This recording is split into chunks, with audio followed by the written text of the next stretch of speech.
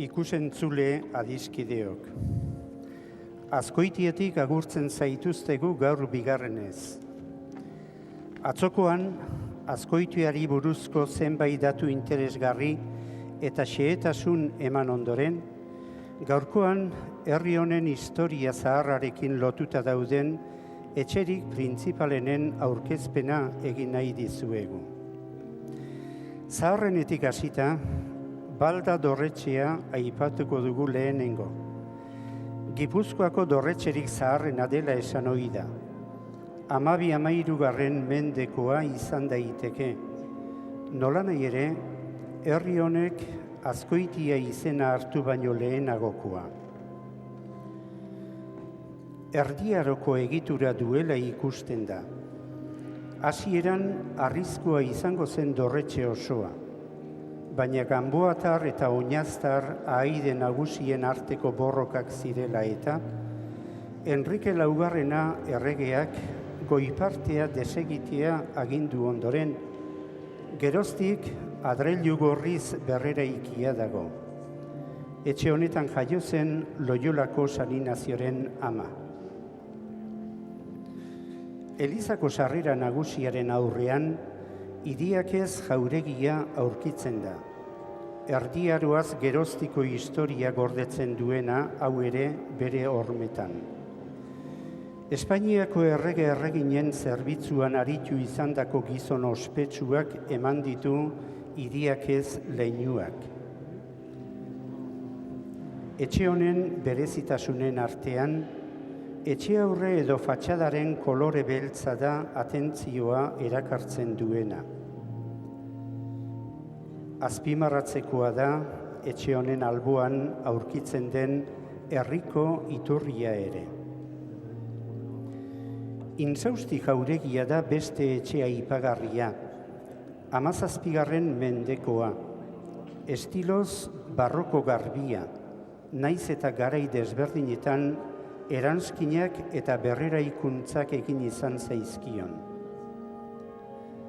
Francisco Xavier Munibe eta Iriakez, Peñafloridako 8. kondea da benetan ospetsuena. 1763an Euskal Herriaren adiskideen elkartea sortu zutenetakoa. Eta Eluyar anaiekin batera Wolframioa asmatu zuena. Elizaren atzealdean kokatua dago Floreaga oinetxea, hau ere erdiarokoa. Hasierako eraikuntza arrizkoa zen, gotiko estilokoa.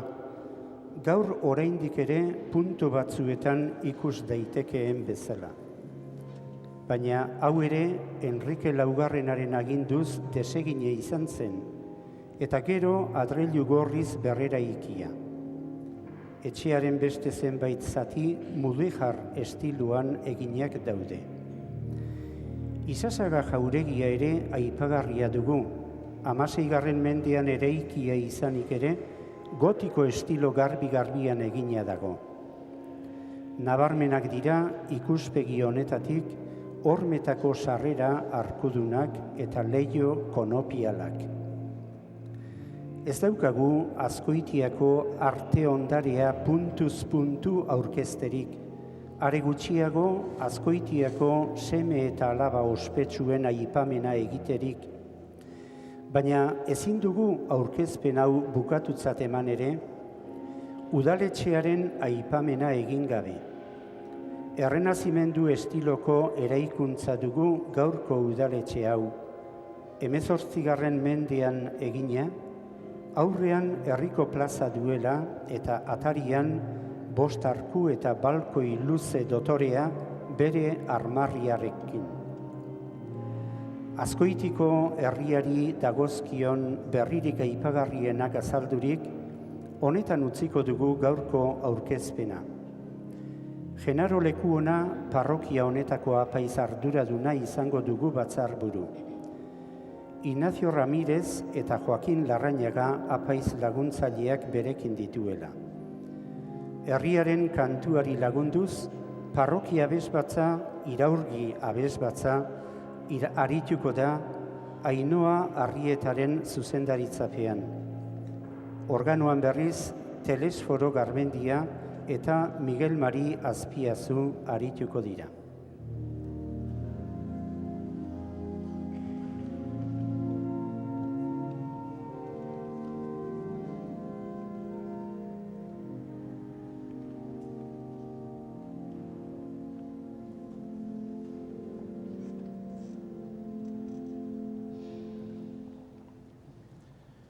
Ostiral Santu arratzalde honetan, zenideok, isilean eta otoitzean bilduri gaude Jesus jaunaren nekaldia eta heriotza elkarrekin gogoratu eta ospatzeko.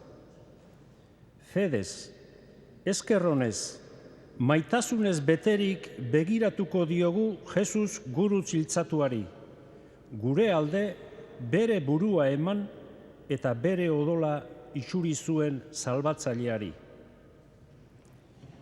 20. urteko apirilaren 7 omen zan egunura, ostirala, juduentzat Pasko jaia prestatzeko eguna, tenpluan bildotza hiltzen zuten ordua. Jerusalendik kanpora, Golgota edo Kalbario izeneko mendizkan 3 gizon guru txiltzatu zituzten. Erdikoa Jesusen. Andre Maria eta Jesusen lagun bakanaiek bezala, gurutze berorren ondoan egon nahi dugu gaur kristauok ere, gure jaunaren heriotza ospatuz eta berari eskerrak emanez. Orain, apaizak isilik sartuko dira batzarrera.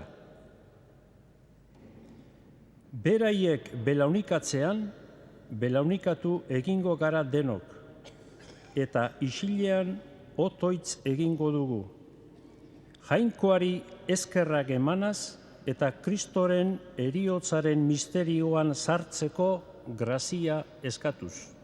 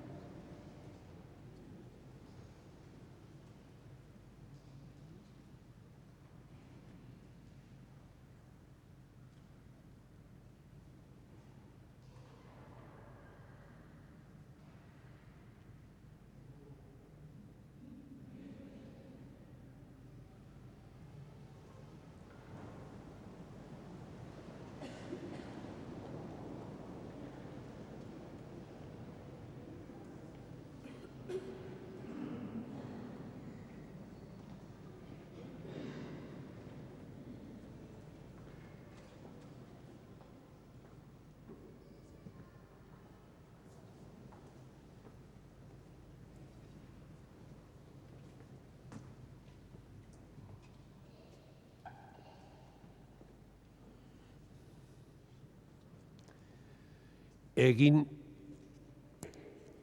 dezagun otoitz. Badakigu Jainko jauna, neurririk gabe maite gaituzula. Gizon emakume guztion salbamenerako zeure semea eman bai zenuen. Erakuz iezaiguzu gaur ere maitasun hori eta egizu eriotzera bere gogoz doan Kristori jarrai diezaiogula, beraren Pasko misterioan parte izan dezagun. Zurekin eta Espiritu Santuarekin batean jainko eta errege bizi baita gizaldi eta gizaldietan. Otoitz eta gogo eta giroan entzun behar dugu gaur Isaias profetaren liburuan dugun jaunaren zerbitzariaren laugarren kantika unkigarri hau. Zerbitzari hori Jesus dela aitortu izan dugu beti kristauok. Isaias profetaren liburutik. Ara, nere zerbitzaria aurrera aterako da. Haundia egingo da eta goratua izango. Asko, hartaz ikaraturi gelditu aziren ere, hartaraino bai zuen giza itxura galdu eta gizona zenik ere ez bai zuen iduri, gero, harriturik geldituko dira herri asko, eta erregeak haren aurrean itxi gabe geldituko dira.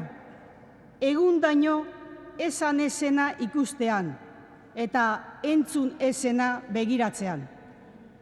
Nork sinistu du guk esandakoa? Nori agertu zaio jaunaren besoa?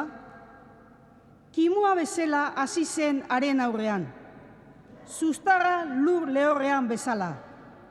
Ederrik eta gizantzi gabe ikusi genuen, eta itxura atseginik gabe, parregarri eta gizonetan azkeneko. Oinaze gizon egina, nekeen berri dakiena, ez ikusi egiten zainetakoa, gaitzetzia eta baztertua. Gure nekeak hartu zituen arek, eta gure minak eraman. Lepradun bezala geneukan, jaungoikoa joa eta lotzarazia. Gure pekatuengatik aldeenik alde zulatua. Gure gaiztakeriengatik txikitua. Haren gainera erori zen, guri pakea ematen digun zigorra. Haren zauriek sendatu gaituzte. Gu denok ardi galdua ginen, bakoitza bere bidetik. Eta jaunak, haren gainean ezarri zituen gu guztion txarkeriak. Gaizki zerabilkiten, baina bera makurtu egin zen, eta ez zuen ahorik ireki. Arategira daramaten arkumea bezala, hile mostailean aurrean ardia bezala, isilik egon zen, ahorik ireki gabe. Zuzen gabeko auzitan galdu zuten. Nork hartu zuen aintzakotzat haren etorkizuna? Bizidunen lurretik kendu egin zuten. Nere herriaren pekatuengatik hil zuten. Gaizkileen artean lur eman zioten. Eta pekatariekin haren hilobia. Naiz eta berak bidegabekeriarik ez egin. Eta haren ahotik gezurrik ez jalki. Jaunak nekeetan lehertu nahi izan zuen. Bere bizia ordain ematen badu, izango du ondorengo ugari. Luzatuko zaizkio egunak. Beteko da jaunaren nahia haren bitartez. Bere oinazeen sari, ikusiko du argia eta haseko da. Jasan duenaren bidez, nere zerbitzariak zuzentasuna emango dio askori, haien utzegiteak bere gain hartuz. Horregatik, jendetzak emango dizkiot nik bere parte. Gizataldeak izango ditu harrapakin. Heriotzara eman bai zuen bere burua, eta pekataritzat hartu bai zuten. Bere gain hartu zituen askoren utzegiteak, eta bitarteko izan zen pekatarientzat.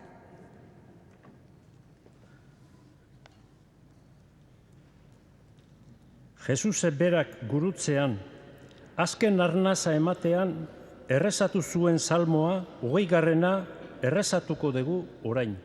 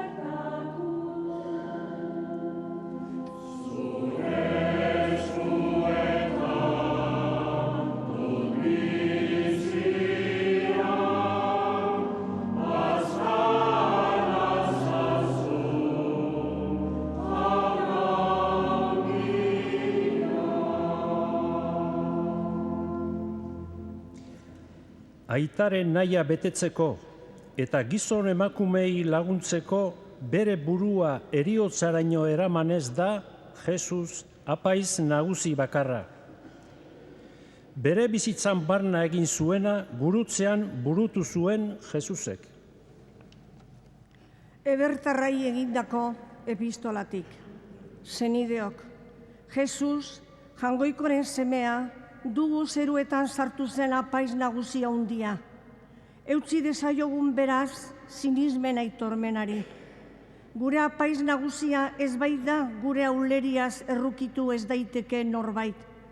Baizik gure antzera gauza guztietan aztertua, baina pekatutik garbi. Goazen beraz, uste osoz, graziaren aulkira. Errukia iritsi eta behar orduko laguntza emango digun mesedea aurki dezagun. Kristok, haragizko bere bizitzaldian, heriotzatik gorde dezakeenari diadara hundiz eta negarrez, otoitzak eta eskariak egin zizkion, eta bere begiruneagatik entzun egin zitzaion. Eta semea izanik ere, bere neke artean ikasi zuen esaneko izaten, eta bere betera iritsirik, haren esaneko direnentzat betiko salbamen iturri egin zen.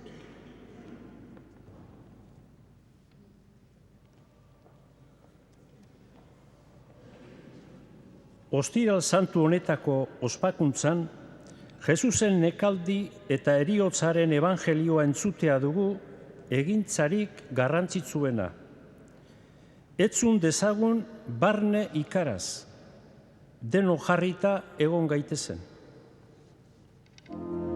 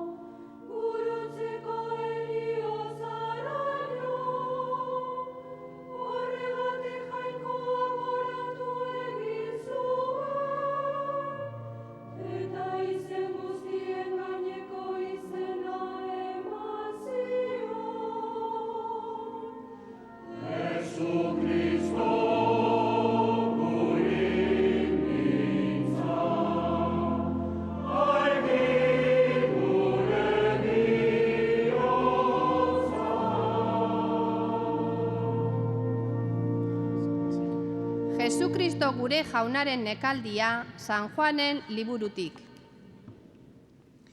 Lehen da bizi, Jesus Getsemaniko baratzean ikusiko dugu.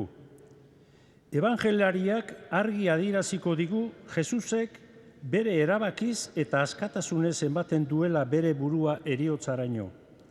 Bera da nagusi, ni naiz erantzuten duenean.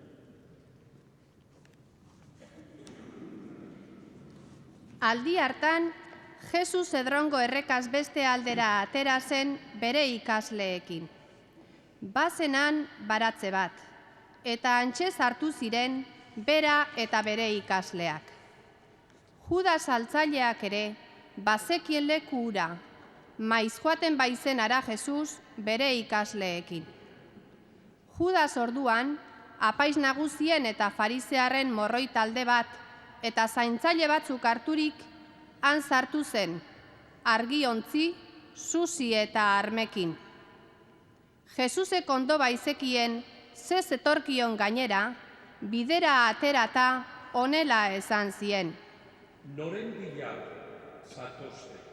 Eta haiek, Nazareteko Jesusen bila. eta Jesusek haiei, Ni naiz. han zetorren haiekin batean Judas saltzailea ere. Ni naiz esan zienean, atzeraka lurrera erori ziren. Jesusek galdetu zien berriz ere, Noren bila zatozte. eta haiek, Nazareteko Jesusen bila. Jesusek erantzun zien, Esan dizuet ni naizela. Nire bila bazatozte utzi ezaiezue hauei joaten. horrela bete zen berak esandakoa. Zuk nire ardurapean utzi zenizkidanetatik, ez dut inor galdu. Orduan Simon Pedrok zeramakien espata atera eta apaiz nagusiaren morroia jo zuen, eta eskuineko belarria moztu zion. Morroi honek Malko zuen izena. Jesusek orduan honela esan zion Pedrori, Zar ezazu espata bere zorroan. Ez aldut bada edan behar aitak eman didan kaliza. Jesusek onartu du aitak emandako kaliza edatea. Jesus galdeketa egiten diotenean, ez du ukatuko nor den eta zein egiteko bete duen. Tinko irauten du bere irakaspenetan. Pedro galdiz ikaraturik ukatu egingo du, eta Israel herriak zanpatu egingo du. Hori adierazten du morroiak emandako mazailekoak. Gudari taldeak, haien agintariak eta judutarren morroiek hartu zuten Jesus eta loturik Anazenera eraman zuten lehenengo.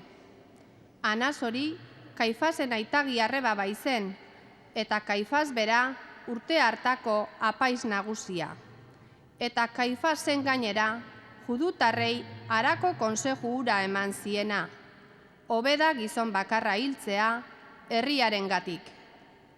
Simon Pedro eta beste ikasle bat Jesusen atzetik zihoa zen. Beste ikasle hori apaiz nagusiaren ezaguna zen, eta Jesusekin batean apaiz nagusiaren jauregian sartu zen. Pedro berriz atarian gelditu zen.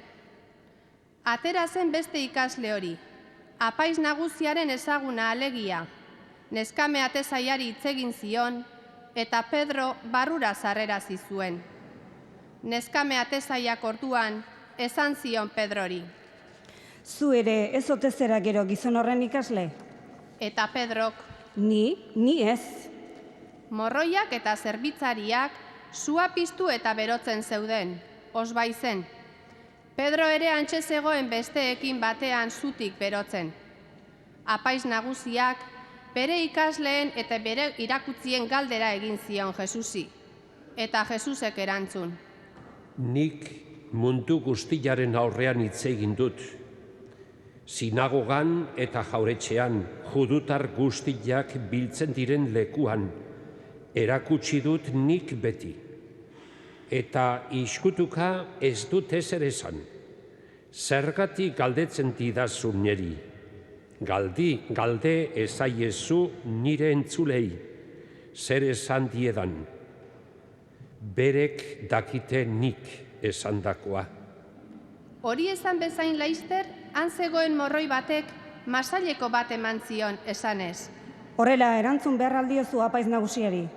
Eta Jesusek, Gaizki hitz egin badut, esaidazu zertan. Baina ongi hitz egin badut, zergatik jotzen nauzu. orduan, Anasek Kaifas apaiz nagusiaren gana bidali zuen lotuta. Han zegoen zutik Simon Pedro berotzen eta esan zioten. Zu ere ez altzera horren ikasleetakoa? Pedrok ukatu egin zuen esanez. Ez, ni ez. Apaiz nagusiaren zerbitzari batek, Pedrok belarria moztu zionaren aide batek esan zion. Ez ote zaitut bada Neronek ikusi berarekin baratzean? Pedrok berriz ere ukatu egin zuen, eta berehala Josuen oilarrak.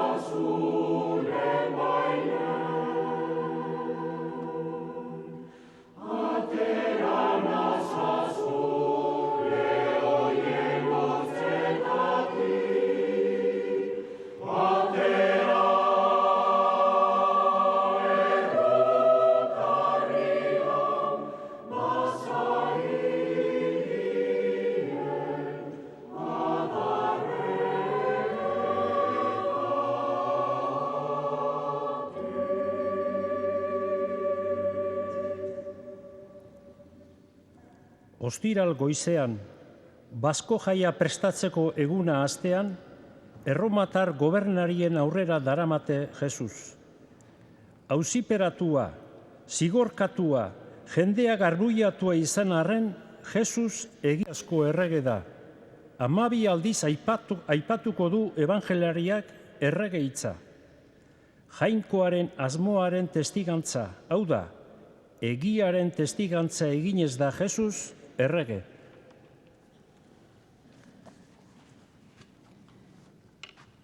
Kaifasen etxetik auzitegira eraman zuten Jesus. Eguna argitzen hasi zuen eta haiek ez ziren auzitegian sartu, beren buruak ez kutsatzeagatik, Paskua afaria egin ahal izan zezaten. Atera zen Pilato haie zeuden lekuraino eta esan zien. Zer salakuntza dakartzue gizon honentzat? Eta haiek, Gaizkile ez balitz, ez genizuke ekarriko. eta Pilatok, Eramazu ez zeurokin eta epaitu zeuron legez.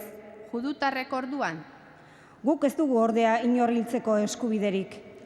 Horrela bete zen, Jesusek aldez aurretik esandakoa. Nolako heriotzaz hilko zen alegia. Sartu zen berriz Pilato auzitegira, deitu zion Jesusi eta esan zion. Zu judutarren errege alzera. Jesusek erantzun. Zeure buruz galdetzen aldidazu hori, ala besteren batek esan dizu niretzat. Pilatok, Judutarra otena naiz badani. Zure herritarrek eta apaiz nagusiek ekarri zaituzten igana. Zer egin duzu? Jesusek orduan, Nire erregetza ez da mundu honetakoa. Mundu honetakoa balitz nire erregetza, nire zaintzaileek gogor egingo lutegete. Ni judutarren esku geldu ez nendin. Nire erregetza ordea ez da hemenkoa. Pilatok, Erregezera beraz, Jesusek erantzun zion. Zer horrek diozu, errege naiz. Horretarako jaioa naiz, eta horretarako etorria mundura. Egiari aitormen egiteko. Egiarena denak entzuten du nire hitza. Pilatok orduan. zer da egia? Hori esan da berriz ere, judutarren gana atera eta esan zien. Nik ez diot errurik aurkitzen gizon hori, baina ohitura da zuen artean, bazkoan, gaizkile bat askatzea. Nahi alduzue judutarren erregea askatzea? Haiek berriz deadarka. Ez hori, Barrabas baizik. Barrabas hau lapurra zen. Pilatok orduan Jesus hartu eta zigorkatzeko agindu zuen. Eta gudariek arantzazko koroia egin eta buruan ezarri zioten. Eta sorbalda gainean, purpurazko zoingainekoa jantzi eta erdian harturik honela esaten zioten. Agur, judutarren errege. Eta masaileko kasera bilkiten. Atera zen Pilato berriz eta honela esan zien judutarrei. Hemen dakartzuet berriz ere gizon hau. Jakin dezazuen, ez diodala errurik aurkitzen. Atera zen bada Jesus, buruan arantzazko koroia eta zorbaldan purpurazko zoingainekoa jantzieta. Eta Pilatok esan zien. Hemen duzue gizona. Apaiz nagusiak eta guda mutilak ura ikustean, deadarka hasi ziren. Josi hori, josi gurutzean. Pilatok ordea. Arrezazue eta josi zeuroko gurutzean, nik ez diot errurik aurkitzen. Judutarrek orduan. Gu badugu legea, eta gure legez heriotza merezi du jainkoaren seme egin bai du bere burua. Pilato hitzoiek entzutean gehiago beldurtu zen, eta berriz ere, auzitegira sarturik honela mintzatu zitzaion Jesusi. Nongoa zerazu. Baina Jesusek ez zion erantzun. Pilatok orduan. Ez aldidazu ezer erantzun nahi. Ez aldakizu badudala nik eskubide zu askatzeko, eta eskubide zu gurutzean josteko? Jesusek orduan. Ez zenuke nire gain horrelako eskubiderik izango goitik eman ez balitzaizu. Horregatik, ni zure esku utzi nauenak erru haundiagoa du. Handik aurrera, Jesus askatu nahian zebilen Pilato, baina judutarrak deadarka hasi zitzaizkion. Hau askatzen baduzu, ez zera Zesarren adiskide. Bere burua errege egiten duena Zesarren aurka dago. Pilatok hitzoiek entzutean, atera zuen Jesus berriz ere, eta auzi-aulkian eseri erazi zuen. Harri solairu deitzen zioten lekuan, eberkeraz berriz Gabata. Paskoaren prestaera eguna zen, eguardi inguru. Eta Pilatok honela esan zien judutarrei. Horra zuen erregea. Haie deadarka erantzun zioten. Ken hori, ken, josi gurutzean. Eta Pilatok, Zuen erregea gurutzean josi behar aldut. apaiz nagusiek orduan. Guk ez dugu Zesar beste erregerik. Orduan haien esku utzi zuen Jesus, gurutzean josi zezaten. Erregea gurutzea Zorbaldan Galbariora doa. Dena emango digu, bere jantziak, bere gorputza, bere odola, bere bizia, baita bere ama ere. Eta horrelaxe beteko du azkeneraino aitak eman zion egitekoa. Horregatik, gurutzera igotzean, beregana ekarriko ditu guztiak, eta jangoikoak goratu egingo du. Hartu zuten Jesus eta ura, gurutzea Zorbaldan zeramala, buru ezurtegi, eberkeraz berriz Golgota izeneko lekura atera zen.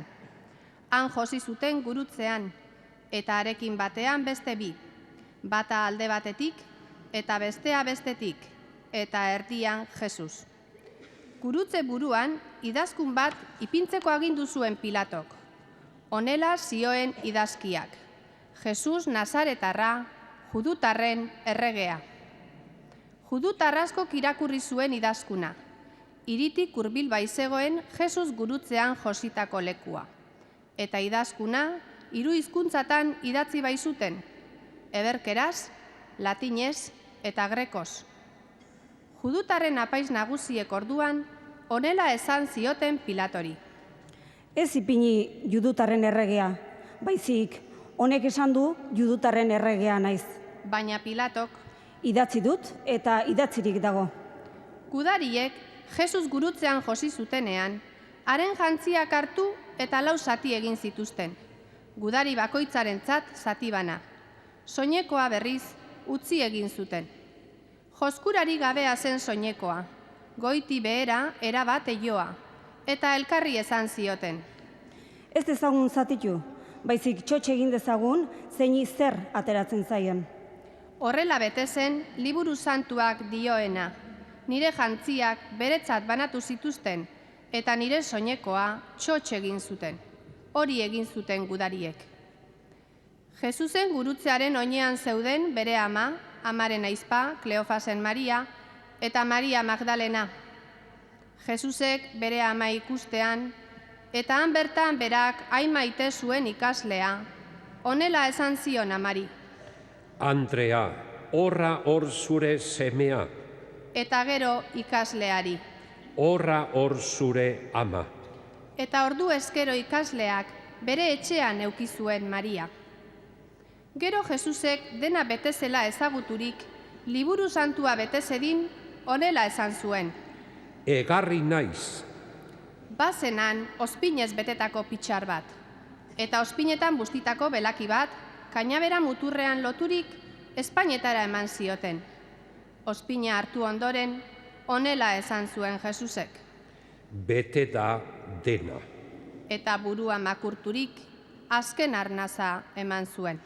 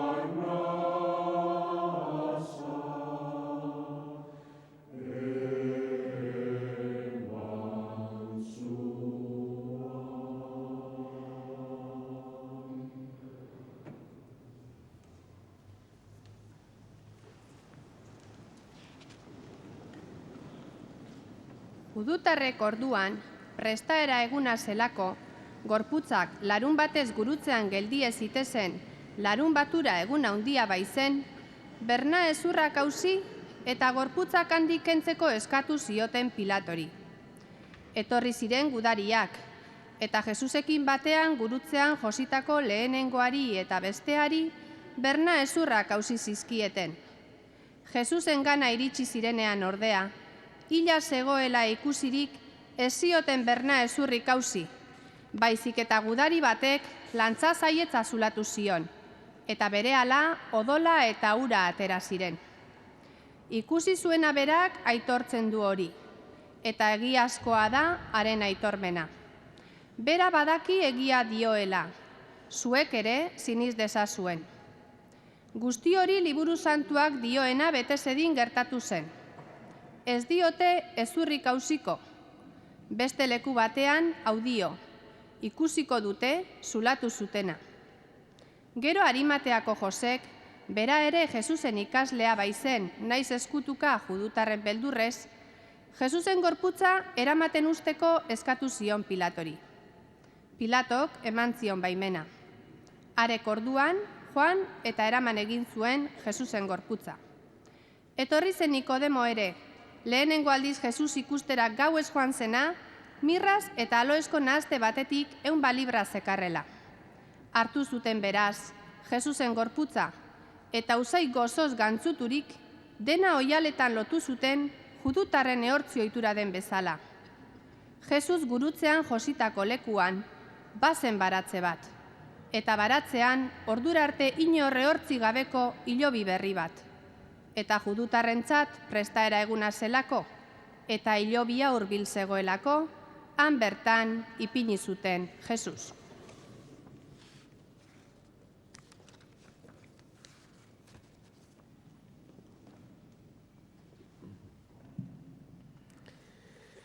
Nere bihotzeko lagun maiteok, telebistaren bidez ikusten ari zeraten guztioi, agurrik beroena, Azkoitiko parrokitik bialtzen dizuet. Ostiral santu honetan, beste ostiral santutan bezala, Jesusen eriotza, eriotz horren esanaia, eta guretzako bere eragina gure begien aurrean eta gure bihotzetan ditugu. Jesusen eriotza, edo zeinen eriotza ikusteak, eta gertutik bizitzeak egundoko barealdia eta pakea zorerazten ditu. Sinismenetik bizi izandako eriotzak ez du inungo penarik, oinazerik eta sufrimentuarik kentzen, baina jangoikoagandik, eta jangoikoagan eriotza jasaten dutenek, itxaropen zabala eta atxeden sakona sentitzen dituzte. Jesusek onartzen ditu bere giza egoera. Pertsona izatea, pertsona ahultasuna eta sufrimentua, hiltzera galdua izatea eta gaizkilen artean zenbatua izatea. Guk, giza seme-alabok, gure mugak baditugula jakiteak, jaiotza izan dugun bezala eriotza ere egun batean inungo zalantzarik gabe etorriko zaigula konturatzeak, eta gizamailako egi borobila den gure eriotza barrungo konfiantzaz onartzeak, pake sendoa eta osasungarria sortzen digute. Jesusek, gurutzetik bere zeruko aitari, egin zion deadarra jauna, zure eskuetan uzten dut nire anima. ikasbiderik ederrena guretzat bihurtu zaigu. Ez dagoela ezer galdua jakitea. Heriotzaren atarian egon arren, behar bada sinismenaren frutxuri sendoena izan daiteke. Dena, norberaren etorkizunean beltz agertzen denean, inungo irtenbiderik ikusten ez denean, bizitzak gogor jotzen duenean, norberaren azken indarrak ere galtzeko zorian daudela sentitzen denean, bizitzaren apostuero trabeza latz honetan, toagia botatzeko tentazioak erasotzen gaituztenean orduan, Jesusen antzera guk ere horrelako otoitza egin dezakegu. Jauna, zure eskuetan, zure esku maitagarrietan usten dut naizen guztia, eta izan nahi izan dudana, jakinik zuk inoiz ez nauzula utziko. Jesusek burua makurturik, azken arnaza eman zuen. Jesusek gurutzetik bere espiritua ematen digu. Bizitzarako espiritua. Bizi pozerako espiritua. Pakerako eta barkamenerako espiritua. Jangoikoaren seme-alabak izateko espiritua. Guk, Mariak Jesusen gorputza hartu zuen bezala, berak guri utzitako espiritua hartzen, onartzen eta geureganatzen zaila gaitezen. Halaxe.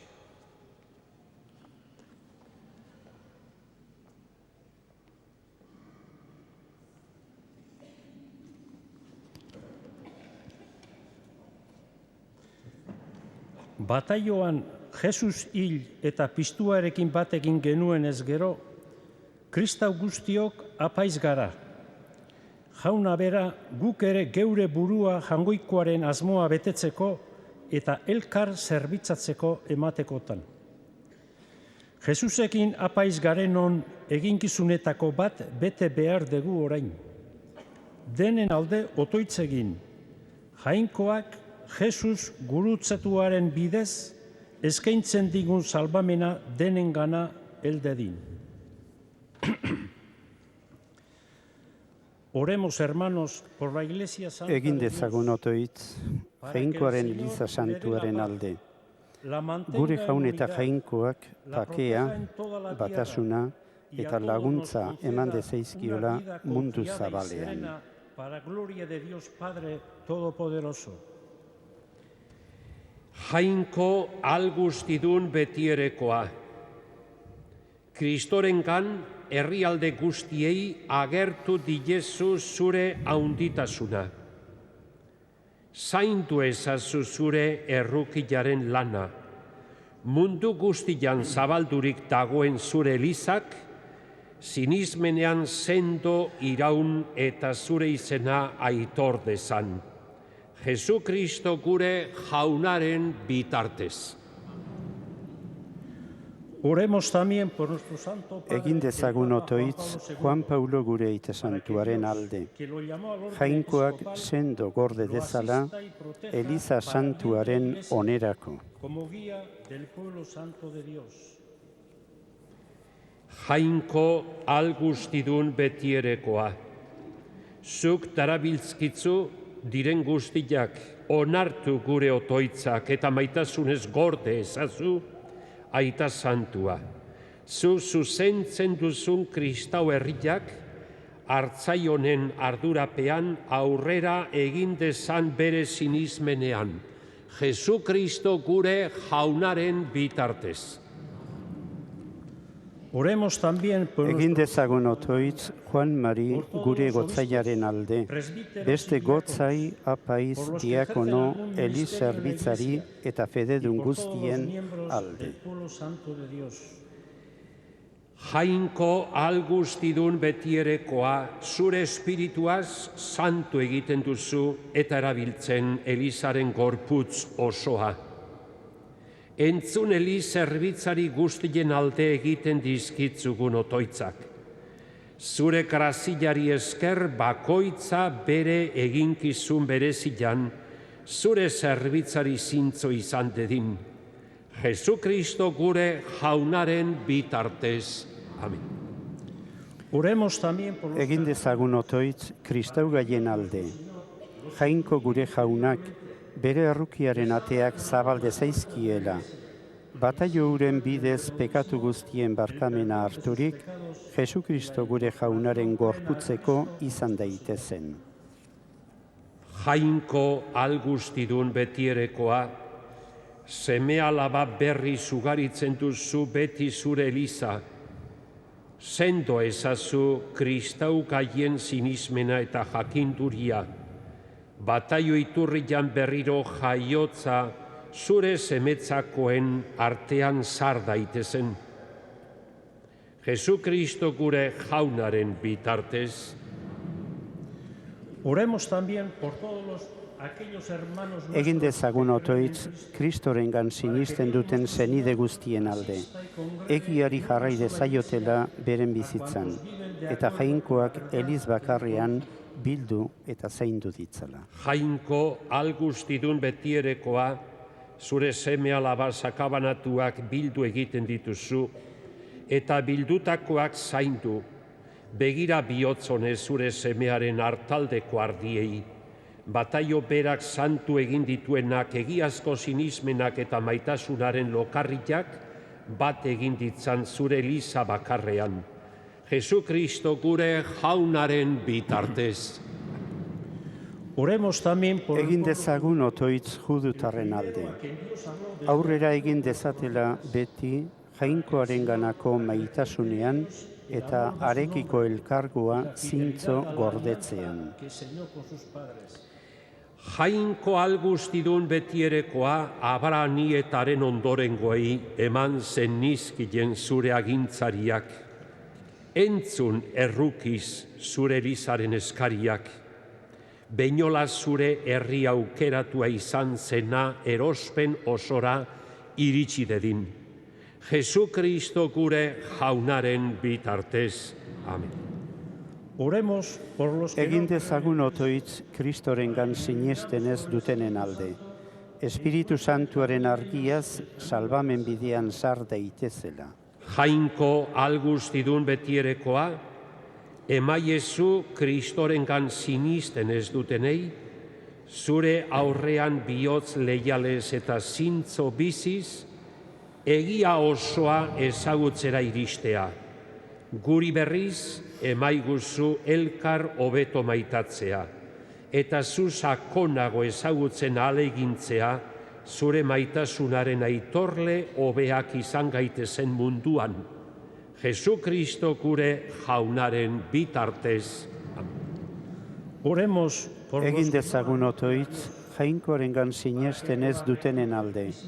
Beren kontzientziari jarraituz, jainkoagana iritsi daitezela. Jainko algustidun betierekoa, zuk egin dituzu gizon emakume guztiak beti, zure bila ibil daitezen, eta zu aurkiturik zurekan atxeden izan dezaten.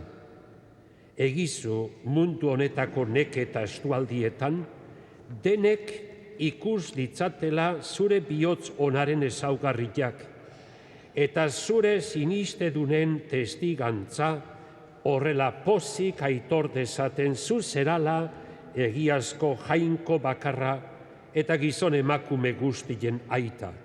Jesukristo gure jaunaren bitartez. Amen. oremos por los Egin gobernantes dezagun otoitz herri guztietako agintarien alde eta pakearen alde. Denen ona, pakea eta askatasuna bila ditzaten. de todos los hombres. Jainko algustidun betierekoa, zure eskuetan dauzkatzu gizon emakumen bihotzak eta herrien eskubideak. Begira begionez herrietako agintariei, zuk emanik mundu guztian izan daitezen pakea, aurrerapena eta erlijio askatasuna. Jesukristo gure jaunaren bitartez. Oremos, hermanos. Egin dezaiogun otoitz jainkoa itari, garbi dezala mundua oker guztietatik, sendatu gaixoak, ogia eman goze direnei, askatu espetxeratuak, erbesteratuak herriratu, bidez dabiltzanak etxeratu, eta hilzorian daudenak salba ditzala. Proteja a los que viajan y dé la salvación a los moribundos. Jainko algustidun betierekoa, atxekabetuen poza, nekatuen indarra, iritsi bitez zuregana edozein estualditan, zuri deiez daudenen eskariak, beren beharretan zure errukilaren laguntza aurki dezaten.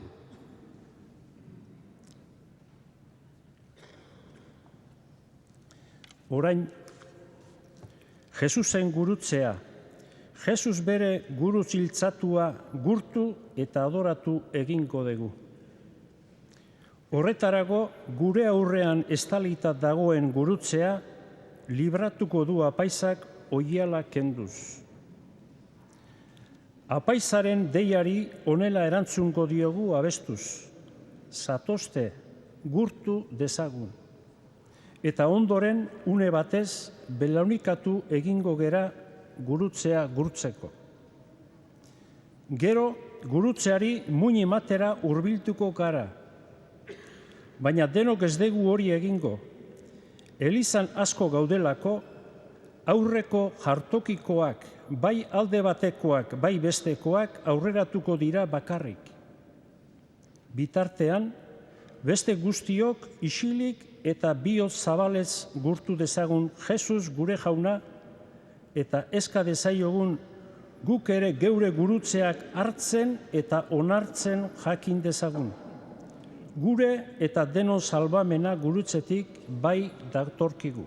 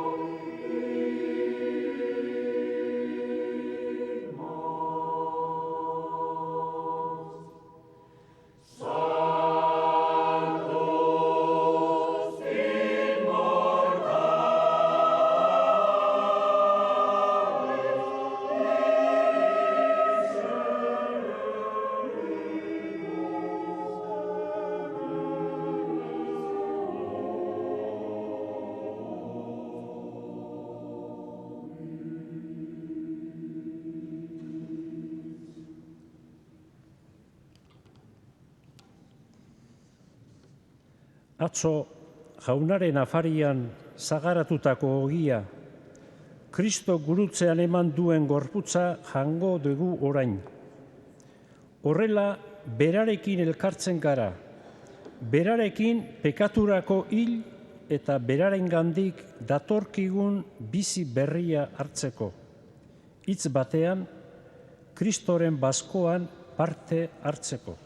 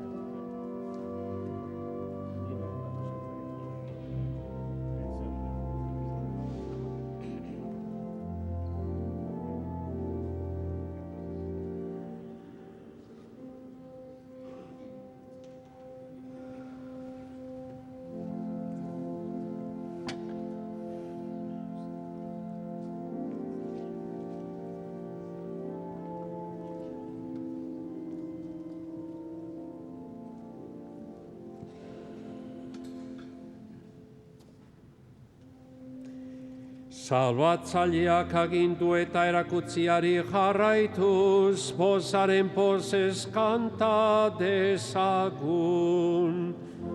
Gure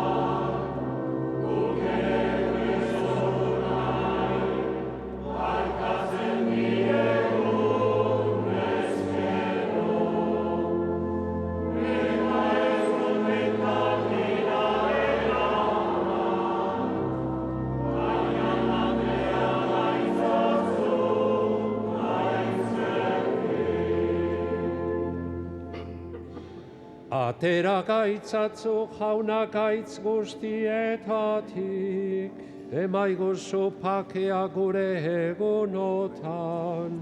Zure errukiari esker, pekatutik garbi bizi gaitezen, eta estualdietan sendo. Betiko zorionaren itxaropenean, Jesu Kristo gure salbatzailea, noiz etorriko den zai gaudela.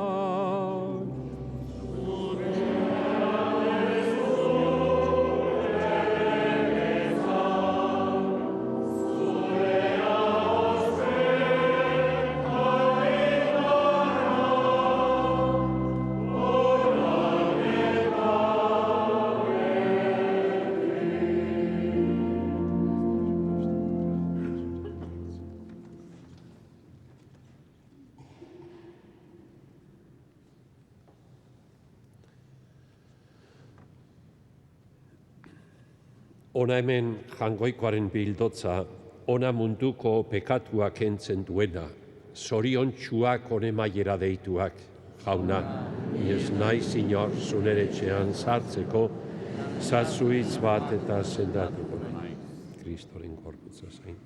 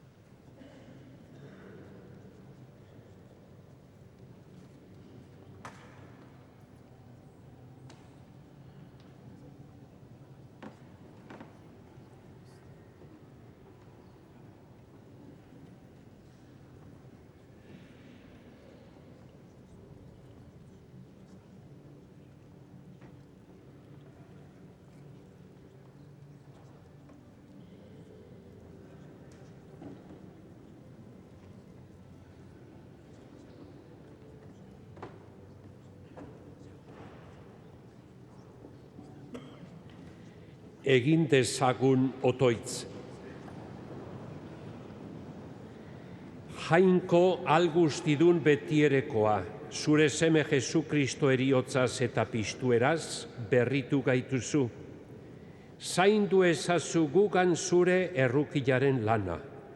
Misterio honetan parte harturik beti zure zerbitzari izan gaitezen. Jesu Kristo gure jaunaren bitartez. Ospatu dugu elkarrekin jaunaren eriotza. Larunbat santu eguna isilik, otoitzean eta barau santuan igaroko dugu kristauok jaunaren hilobi ondoan. Jesus jauna ordea bizi da. Hori da pozez eta itxaropenez betetzen gaituen egia.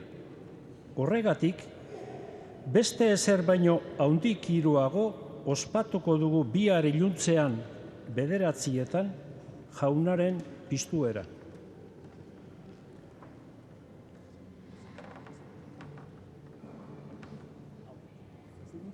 Eta urteroko ohartxoak nela umaiteok emango dizkitzuet. Aurrena da, ezkeronezko sentipenak eta hitzak,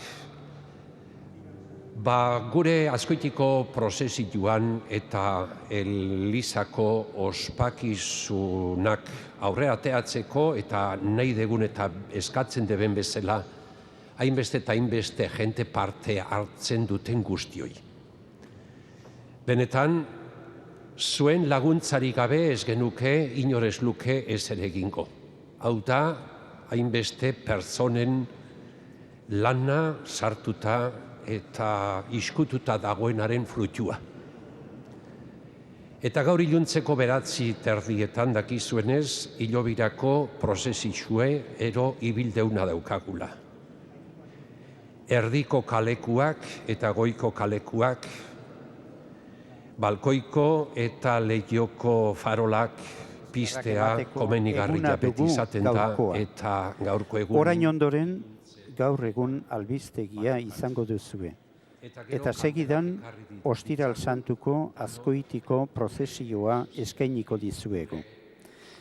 Etzi Pasko igandea dugu, urteko iganderik nagusiena kristauontzat. Orduan ere, azkoititik eskainiko dizuegu meza santua eguerdiko 11:00. Eta besterik ez oraingoz, Pasko igandeko eguerdiko 11:00 gurekin bat egingo duzuen itxaropenean agur guztioi. Hasiera emango ditugu.